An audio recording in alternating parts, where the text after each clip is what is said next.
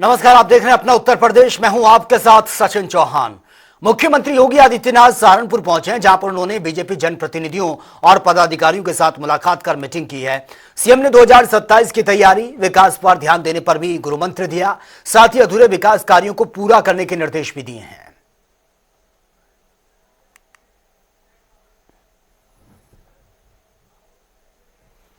और वही समाजवादी पार्टी प्रमुख अखिलेश यादव इटावा पहुंचे हैं। इस दौरान उन्होंने एसआईआर पर सरकार पर जुबानी हमला बोलते हुए कहा, चुनाव आयोग का काम यह होना चाहिए कि ज्यादा से ज्यादा वोट बने। बीजेपी की सरकार जब से बनी है तभी से उन्होंने वोट बनाने से ज्यादा वोट काटे हैं और इसलिए वोट काटने के लिए एसआईआर ये हो रहा है। एसआईआर से बड़ी संख्या में लोगों के नाम हटाए जा रहे हैं।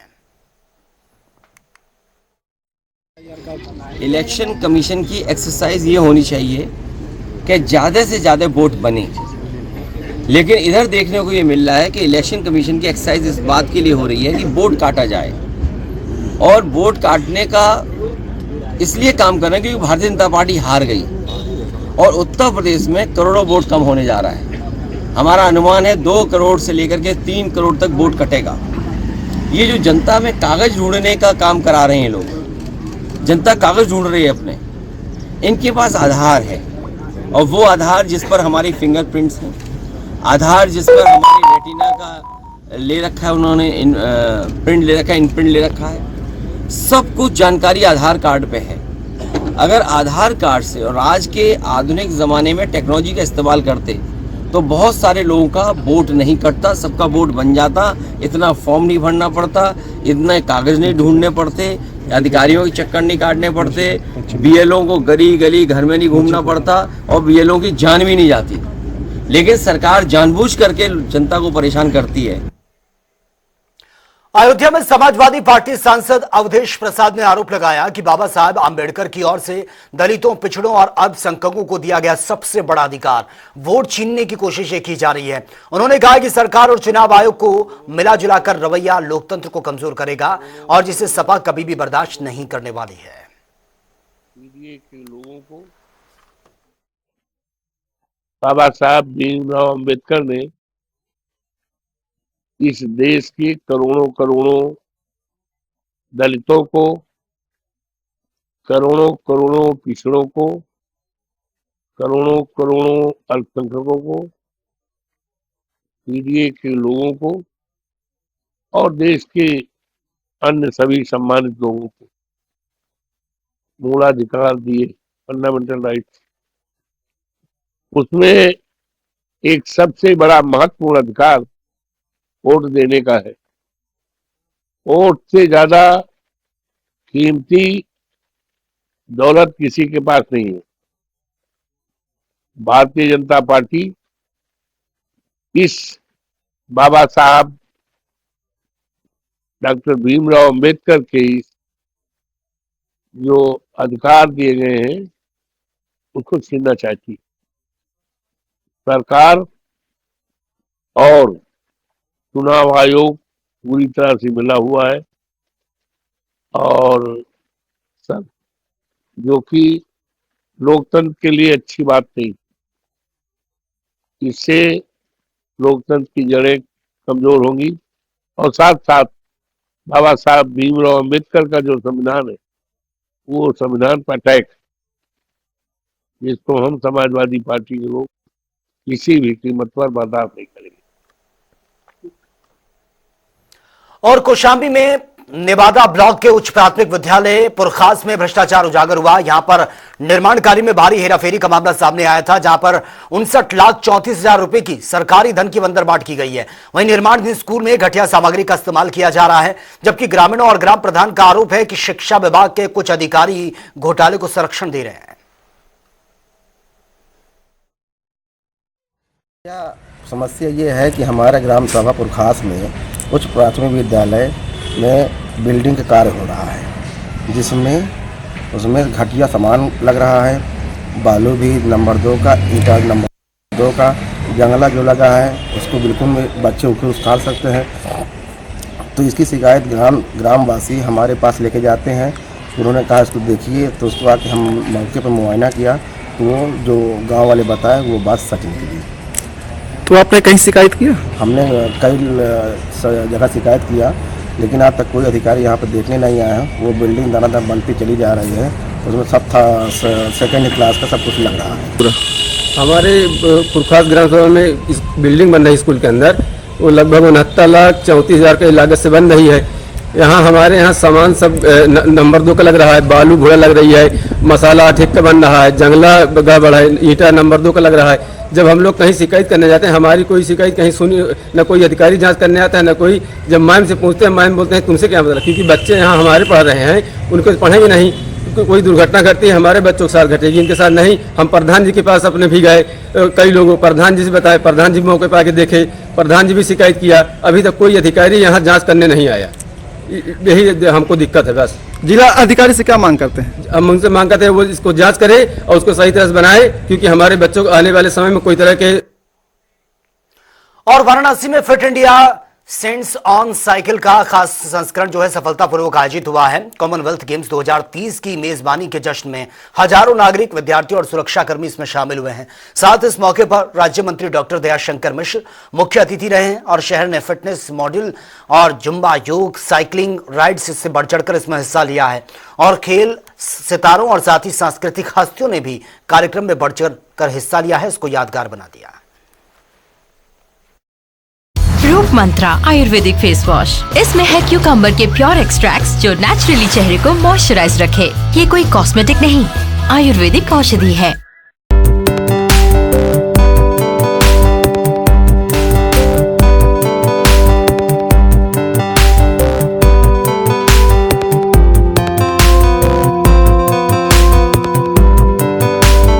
मिलजुल कर ये सभी ने दिया है।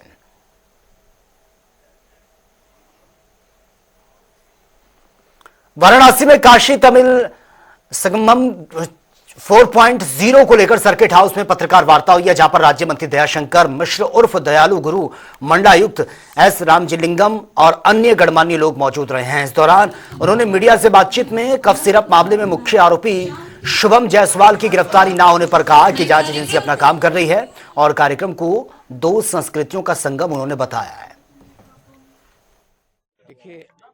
जांच की संस्थाएं अपना काम कर रही हैं। उत्तर प्रदेश की सरकार ने बड़ी गंभीरता से इस विषय को लिया है और ईडी जैसी संस्था भी इस पे काम कर रही है। और जो भी है सामने देखिए, दूध का दूध, पानी का पानी हो जाएगा। जो दोषी है उसको कहीं ना कहीं से सजा मिलेगी। देखिए, विपक्ष के लोग सिर्फ आलोचनाएं करते हैं, काम नहीं करना जानते। और यह सरकार काम करे तो उसे काम में भी बाधा डालने का काम करते हैं। मैंने कहा, किसी विषय पर कहीं भी समाज के लिए, समाज का जो अहित करने वाला व्यक्ति है, रास्ते सबके अलग हैं, लेकिन अगर सरकार इसको बड़ी गंभीरता से संज्ञान लेती है, उस पर कार्रवाइयाँ करती है। कार्रवाइयाँ आपसे छिपी नहीं है, क्योंकि आप सब हर खबर को मिनट टू मिनट देख रहे हैं और उसको प्रचारित। इस विषय पर कुछ भी कहना, जांच एजेंसियों के काम में हम लोग कहीं किसी प्रकार की कोई दखल नहीं है। सरकार चाहती है कि जांच एजेंसियां अपने काम को पूर्ण करें और इसकी पूरी सच्चाई सामने आए। और झांसी में उप मुख्यमंत्री केशव प्रसाद मौर्य ने बड़ा बयान दिया है। उन्होंने कहा कि देश में बाबर युग का अंत 6 दिसंबर 1992 को यह हो चुका है, अब यह कभी वापस नहीं आएगा। वहीं पश्चिम बंगाल में बाबरी मस्जिद शिलान्यास पर उन्होंने ममता बनर्जी पर सांप्रदायिक ताकतों को बढ़ावा देने का आरोप लगा दिया और कहा कि बीजेपी वहां नए राजनीतिक युग की शुरुआत करेगी।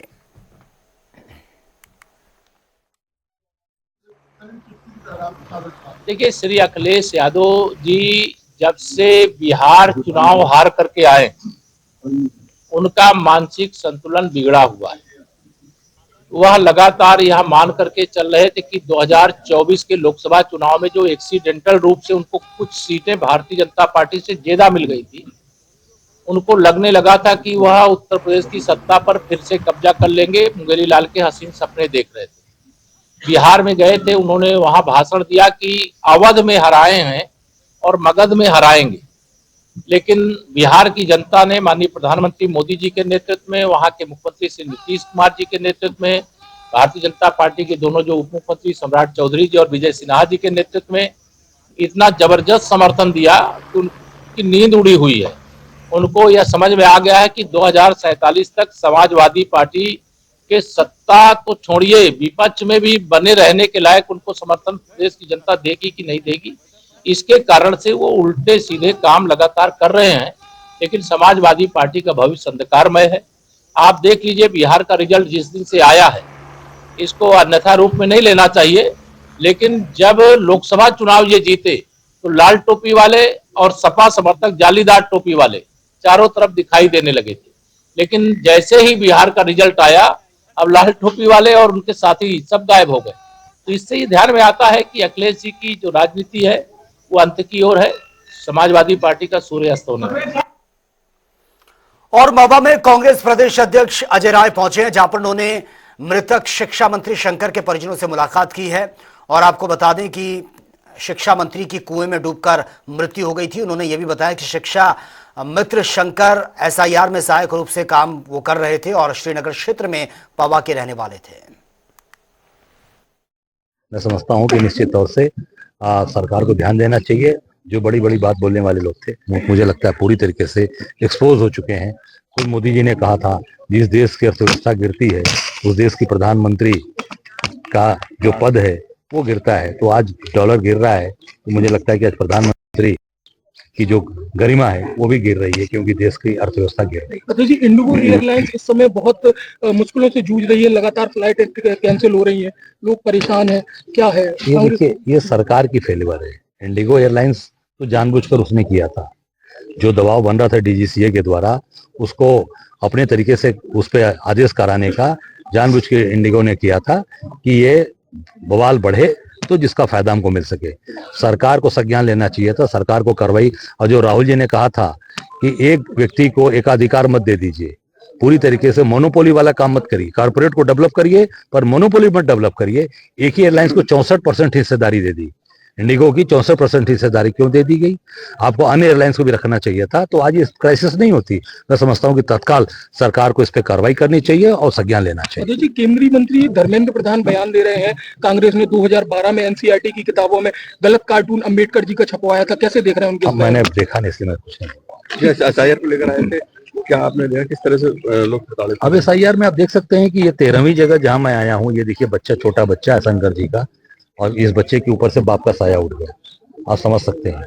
और पूरी तरीके से इसमें आम आदमी प्रताड़ित हो रहा है। आम काम करने वाला कुएं में कूद जा, क्या है ये? इसका मतलब कि पूरी तरीके से चुनाव आयोग, सरकार गूंगी और बहरी हो चुकी है। और लखनऊ में उप मुख्यमंत्री केशव प्रसाद मौर्य ने अखिलेश यादव पर निशाना साधा है। उन्होंने कहा कि बिहार चुनाव में आरजेडी की हार के बाद सबसे बुरा हाल अखिलेश का हुआ है। साथ ही उन्होंने कहा कि एसआईआर चुनाव आयोग की मतदाता सूची शुद्धिकरण प्रक्रिया है, जिसे बीजेपी कार्यकर्ता गंभीरता से निभा रहे हैं, जबकि अखिलेश गैर जिम्मेदाराना बयानबाजी कर रहे हैं। देखिए, श्री अखिलेश यादव जी के बारे में मैं कई बार कह चुका हूं, जब से बिहार का चुनाव राष्ट्रीय जनता दल हारी है, बुरा हाल तो राष्ट्रीय जनता दल का हुआ है, लेकिन उससे भी बुरा हाल अखिलेश यादव जी का हुआ है। एसआईआर चुनाव आयोग के द्वारा चलने वाली एक ऐसी प्रक्रिया है जिससे मतदाता सूची के शुद्धिकरण का कार्य हो रहा है। भारतीय जनता पार्टी का एक एक कार्यकर्ता इस कार्य में लगा हुआ है, लेकिन समाजवादी पार्टी का जब राजनीतिक भविष्य अंधकार में दिखाई देता है तो अनर्गल प्रलाप करते हैं। और श्री अखिलेश यादव जी के किसी बयान में कोई सच्चाई नहीं है और जनता उनके इस प्रकार के बयानों पर हंसती है। वह गैर जिम्मेदाराना बयान देते हैं, एक सांसद हैं, एक पार्टी के राष्ट्रीय अध्यक्ष हैं और सत्ता में आने के लिए मुंगेरी लाल के हसीन सपने देख रहे थे, जो 2047 तक तो पूरा होने वाला नहीं है। आगे भी उनका राजनीतिक भविष्य उज्जवल नहीं दिखाई देता। सहारनपुर में सपा अध्यक्ष अखिलेश यादव शादी समारोह में शामिल होने के लिए पहुंचे। उन्होंने पत्रकारों से बातचीत की है, कहा कि बीजेपी सरकार में रुपये की कीमत लगातार गिर रही है, डॉलर के मुकाबले 90 रुपए देने पड़ रहे हैं और इससे रोजगार, उद्योग, व्यापार सब कुछ ठप हो रहा है। साथ ही युवाओं, किसानों और दलित पिछड़ों से एकजुट होकर बीजेपी सरकार को हटाने का आह्वान भी किया है। महंगाई बढ़ रही है, महंगाई लगातार बढ़ती चली जा रही है, नौकरी रोजगार है नहीं और हमें दुनिया में अपने आप को खड़ा करने के लिए दूसरे देशों का सहारा लेना पड़ रहा है। जब से अमेरिका ने टैरिफ लगाया है, हमारा उद्योग, हमारा कारोबार रुक सा गया है और रुपया गिरते गिरते गिरते 90 रुपए पे पहुंच गया है डॉलर के मुकाबले। अब वही लोग जो ये कहते थे कि रुपए के गिरने से सरकार गिरती है या और तरह की बात करते थे। आज सोचिए हमारा रुपया 90 रुपए पे पहुंच गया डॉलर के मुकाबले।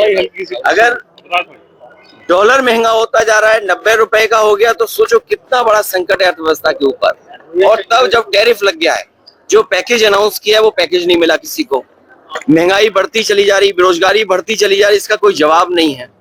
ये सरकार इमोशन से चला रहे हैं, इनके पास कोई मुद्दा नहीं है, इमोशन से सरकार चलाना चाहते हैं। इसलिए जागरूक जनता से हमारी अपील होगी समय में इस सरकार को हटाएं।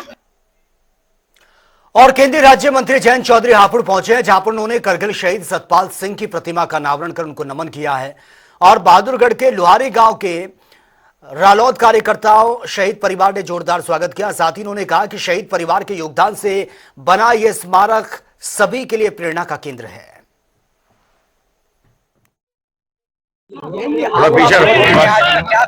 चलो जल्दी करो शुरू। कारगिल युद्ध में परम कुर्बानी देने वाले नायक सतपाल जी को ये क्षेत्र आज श्रद्धांजलि देता है। उनके परिवारजनों ने, उनके सहयोगियों ने परिवार के बहुत प्रेम भाव के साथ उनके स्मृति में ये कार्यक्रम बनाया, यहाँ एक निर्माण किया है। आज उनकी मूर्ति का अनावरण हो रहा है और मुझे उम्मीद नहीं विश्वास है, क्योंकि इस क्षेत्र का अपना एक जज्बात, एक भावनाएं है, देश के प्रति श्रद्धा रही है हमेशा से, कि इस मूर्ति पे जब नई पीढ़ी का आकर्षण बनेगा, उनकी निगाह जब जाएगी तो उनके अंदर एक और उत्सुकता पैदा होगी। वो जानना चाहेंगे कि हमारे बीच के कैसे जो हमारे महान लोग थे, इन्होंने वीरता का परिचय दिया और देश की अखंडता से को खंडित नहीं होने दिया, देश को सुरक्षित रखा और उच्चतम कुर्बानियां दी। उनसे एक प्रेरणा के स्रोत हैं और सब लोग, इस क्षेत्र के लोग प्रेरणा लेंगे। आज हमारा फ्लैग दिवस भी है आर्म्ड फोर्सेस का। एक तारीख है, एक दिन है जो मनाया जाता है। 1949 से तारीख मनाई जाती है और एक प्रयास होता है कि जो बुद्धिजीवी हैं और एक सर्व समाज है वो आगे आए और आर्म्ड फोर्सेस के सम्मान में और अपना योगदान दे। SIR का मुद्दा चला है, विपक्ष हावी हो रहा है। आज और कोई